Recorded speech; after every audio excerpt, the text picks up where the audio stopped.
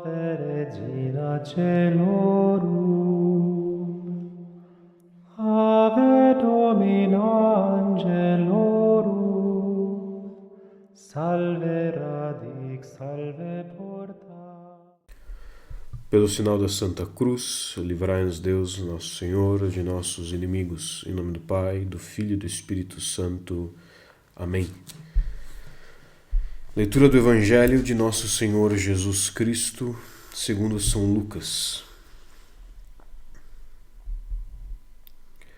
Naqueles dias, levantando-se Maria, foi com pressa às montanhas, a uma cidade de Judá, e entrou em casa de Zacarias e saudou Isabel. E aconteceu que, apenas Isabel ouviu a saudação de Maria, o menino saltou no seu ventre, e Isabel ficou cheia do Espírito Santo e exclamou em alta voz e disse: Bendita és tu entre as mulheres, e bendito é o fruto do teu ventre. Dá-onde a mim esta dita, que a mãe do meu Senhor venha a ter comigo? Porque logo que a voz da tua saudação chegou aos meus ouvidos, o menino exultou de alegria no meu ventre. Bem-aventurada tu que creste, porque se hão de cumprir todas as coisas que da parte do Senhor te foram ditas. Então Maria disse: A minha alma glorifica o Senhor, e o meu espírito exulta em Deus, meu Salvador, porque lançou os olhos para a baixeza de sua serva. Portanto, eis que de hoje em diante todas as gerações me chamarão bem-aventurada. Porque fez em mim grandes coisas aquele que é poderoso e cujo nome é santo, e cuja misericórdia se estende de geração em geração sobre aqueles que o temem. Manifestou o poder do seu braço, dissipou aqueles que se orgulhavam nos pensamentos do seu coração. Depôs do trono os poderosos e elevou os humildes. Encheu de bens os famintos e despediu vazios os ricos. Tomou cuidado de Israel, seu servo, lembrado da sua misericórdia, conforme tinha prometido a nossos pais, a Abraão e a sua posteridade para sempre. Maria ficou com Isabel cerca de 3 meses e depois voltou para sua casa. Palavra da salvação. Em nome do Pai, do Filho e do Espírito Santo. Amém. Subtum presidium confugimus Santa Dei Genitrix, nostras deprecationes ne despicias in necessitatibus, sed a periculis cuntis, libera nos semper, Virgo gloriosa et benedicta. Amém. Em nome do Pai, do Filho e do Espírito Santo. Amém. Estimados irmãos e irmãs em Cristo Jesus, hoje nós celebramos a solenidade da Assunção da Bem-aventurada Virgem Maria. E a primeira coisa que nós temos que pensar antes de começar a meditar sobre a Assunção de Nossa Senhora é que na Virgem Maria, por ser privada de toda mancha de pecado, se encontra a plenitude da obra da redenção de Deus. Tá? O que é que isso quer dizer? Pensem o seguinte. A Virgem Maria ela é chamada de a Nova Eva. A Nova Eva por quê? Porque, bem, quando Cristo é o novo Adão,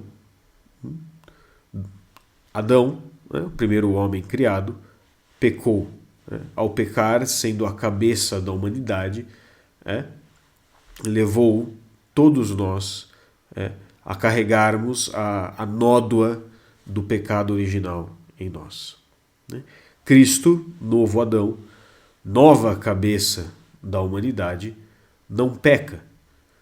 E ao invés de condenar, entre aspas, a todos ao pecado, redime a todos, na medida em que, com seu sacrifício perfeito na cruz, dá a todos, como diz o Evangelho de São João, a capacidade de se tornarem filhos de Deus, a capacidade de serem redimidos, a capacidade de se reunirem a Deus.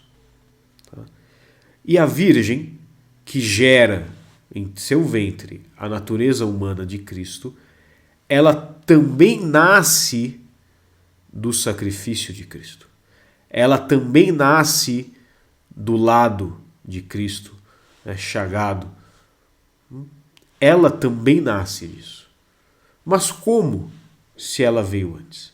Bem, é o que nos explicam os santos quanto à Imaculada Conceição. Porque a Virgem Maria teve aplicado a si, no momento da sua criação, todos os méritos, toda a realização redentora de Jesus Cristo foi aplicada a ela com antecedência. Porque Deus está fora do tempo. Então Deus, que está fora do tempo, pegou tudo aquilo que Cristo realizaria pela humanidade e aplicou à Virgem antes que de fato Cristo o realizasse no tempo. Pois aos olhos de Deus, que é eterno, todas as coisas acontecem concomitantemente. Tudo é um eterno presente. Para Deus não existe passado e futuro. Tá? E isso é importante por quê? Porque sendo assim que as coisas aconteceram, e isto é dogma de fé, isto não é matéria de opinião ou de discussão teológica, Maria Santíssima, Mãe de Deus, nossa mãe, realiza em si todo o plano de Deus para a humanidade redimida. Ou seja, tudo aquilo que Deus quer realizar no homem pecador, tudo aquilo que Cristo buscou realizar com o seu sacrifício, tudo está plenamente já realizado, já concretizado na Virgem Maria, desde o primeiro instante da sua concepção, desde o instante em que ela foi criada. E que obra é essa?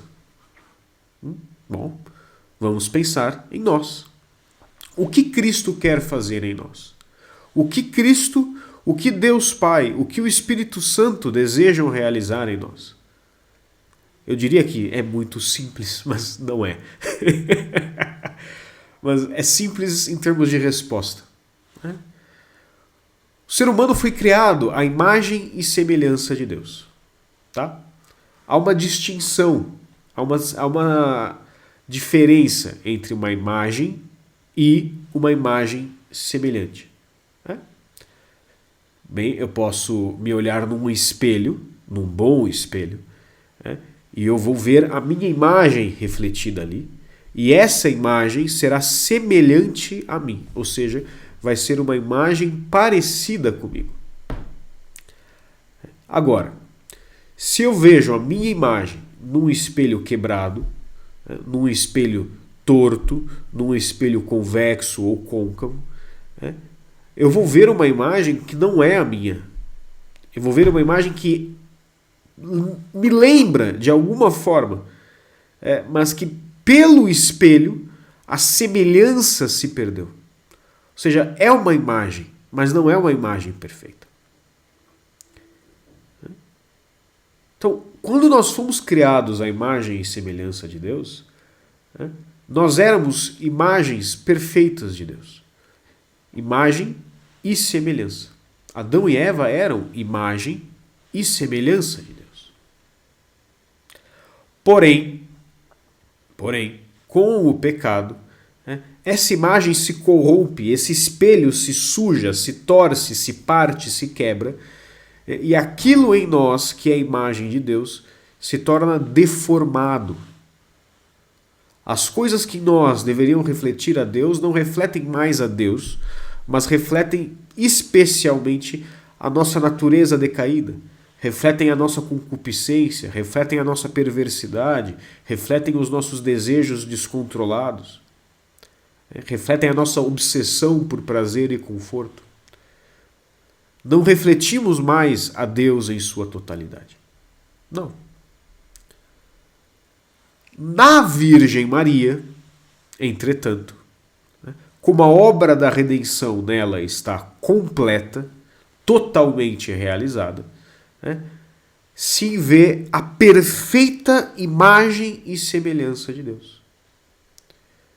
A Virgem Maria, chamada esposa do Espírito Santo, é assim chamada esposa do Espírito Santo, porque é tão unida ao Divino Espírito, ao Espírito da Santidade, que nada, absolutamente nada na Virgem Maria destoa de Deus.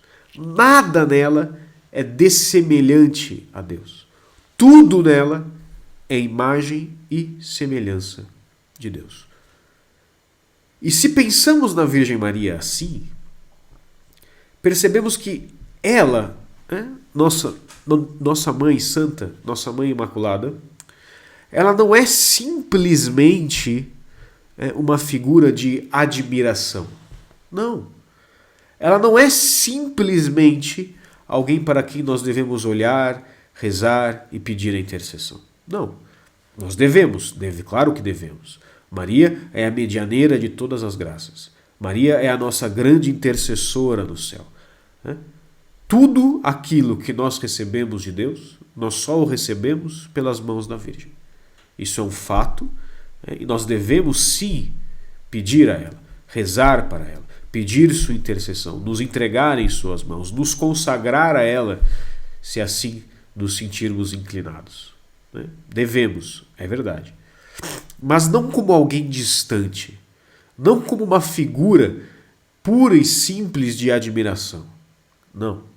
Maria é figura de imitação para nós. Porque se nós olhamos para Jesus Cristo, nós podemos imitá-lo, podemos nos esforçar para imitá-lo, inclusive há aquele famoso livrinho, A Imitação de Cristo, que foi meditado por muitos santos e que é fonte de grandes graças e luzes espirituais.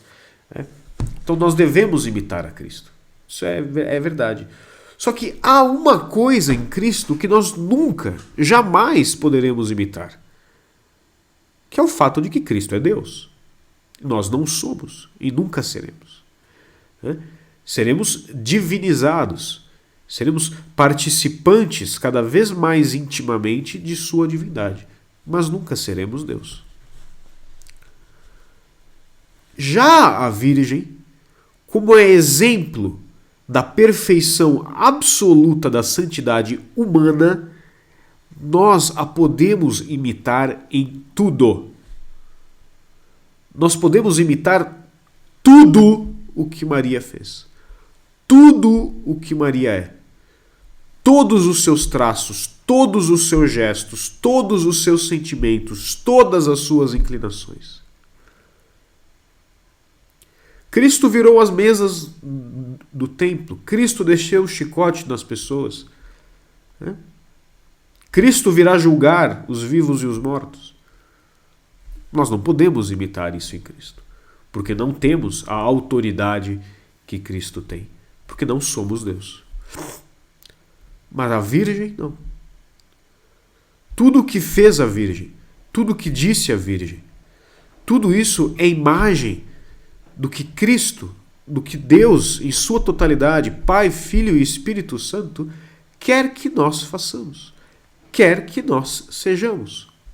Claro, os homens como homens, as mulheres como mulheres, fiéis à nossa personalidade, fiéis à nossa consciência, fiéis à nossa pessoa e à nossa alma, porque Deus nunca viola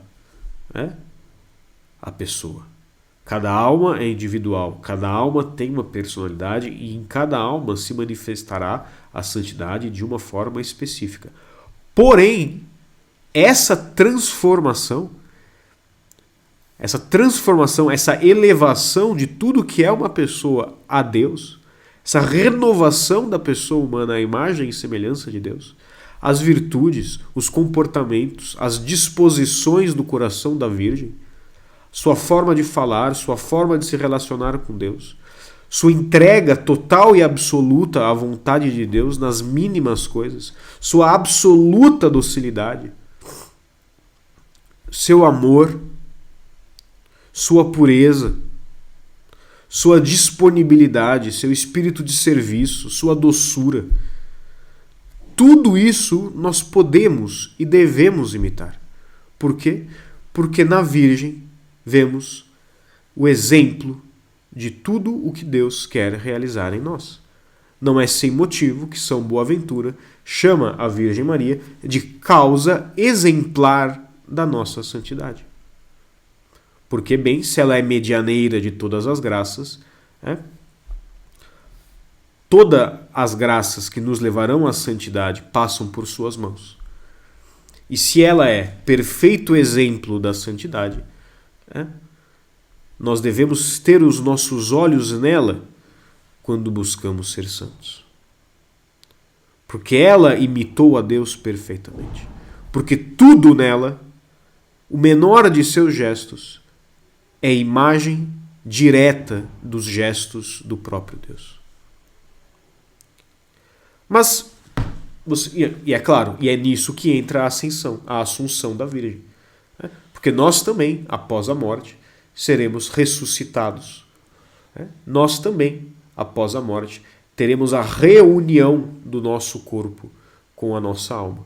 Nós também seremos, se formos salvos, erguidos ao céu de corpo e alma. Mas, tendo Deus visto e desejado e achado conveniente realizar a plenitude da redenção e da santificação na Virgem Maria de modo antecipado, também achou conveniente realizar de modo antecipada nela a Assunção. Entenderam? Agora, como eu posso imitar a Virgem Maria se os evangelhos trazem tão pouco dela? Como eu posso imitar a Virgem Maria se eu não posso sentar e conversar com ela?